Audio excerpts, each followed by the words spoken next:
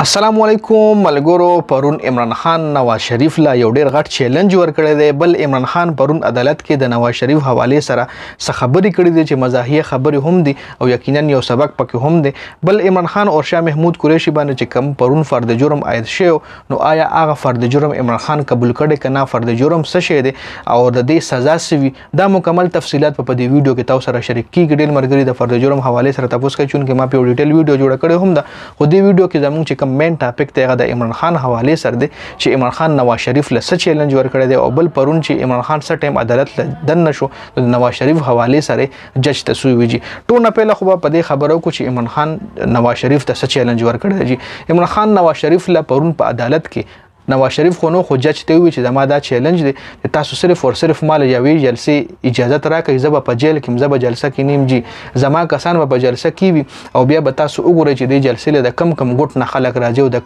کم ځایونو نه خلک د جلسې له ځان رسي، او زه به جلسه کې چاله شرګانم نه ورکوم، نه په کرایه باندې خلک راولم، نه به جلسه کې دومره د موټر سایکل اعلان کوم، نه به جنت ټیکټونو اعلان کوم، صرف زما به شفاف جلسه وي او دا به دومره ایڈورټایزمنت هم د جلسې نه کوم، خو مال صرف د یوې جلسې اجازه راکړئ. بیا وګورئ چې نواز شریف له خلک زیات راغلی او نواز شریف خو په پیسو باندې راوستلی، د چرګانو لالچونه د موټر سایکلو لالچونه عوامو له ورکړو، خو چون کې زبر اصل لالچ هم نه ورکوم، مال صرف د یوې جلسې اجازه راکړئ، زه به جلسه کې خپل یم هم نه، او بیا تاسو وګورئ چې عوام څوک وخی او عوام چا سره دي. دا عمران خان چې کوم دی جج لوی د نواز شریف د جلسې حواله سره جی.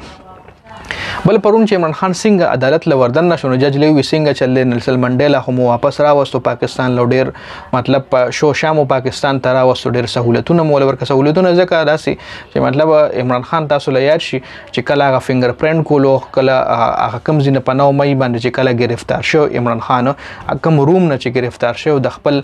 فنگر پرینټ د لپاره چې تلو، نو هغه فنگر پرینټ عمله چې کم د نواز شریف د لپاره ایرپورټ لورغلی وجی اسلام آباد ایرپورټ یا لاهور ایرپورټ ته ورغلی و، او عمران خان ته جج وی چې لاړ شه او فنگر پرینټ روم کې خپل فنگر پرینټ وکا او بیا راشه جی، او د نواز شریف د لپاره مطلب عمله چې کم د ایرپورټ لورغلی وجی. بل پرون چې په عمران خان او شاه محمود قریشي باندې کم فرد جرم عاید شوی دی، نو آیا هغه عمران خان منل کنه او شاه محمود قریشي منل کنه؟ نو نه جی، هغه فرد جرم عمران خان او شاه محمود قریشي نه دی منل، باقاعده غي نه انکار کړی چې دا فرد جرم موږ له منظور نه دی.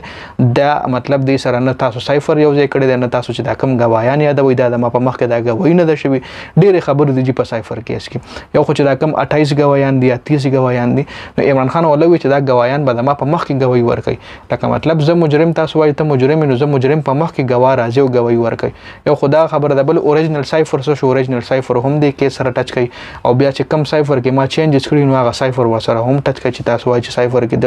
چینجز کړی او د خپل ذاتی مقصد د لپاره استعمال کړی دي، نو هغه ټول کاغذونه چې کم دی وي دا کمپلیټ کوي، دا سایفر کیس دا تاسو چې کم فرد جرم په ما عاید کوي نو دا مالا قبول نه لري، او بالکل دا مجرم سره حق چې قبل یو کنه قبل چې کله یو مجرم فرد جرم قبول کینو هغه نه پس بیا جج سزا سناوي، او چې کله قبول نه کینو بیا په جج سزا نشي سناول جی. بل فرد جرم څه شی دی او د دې سزا څه ده جی؟ نو فرد جرم اصل کې کله چې هم یو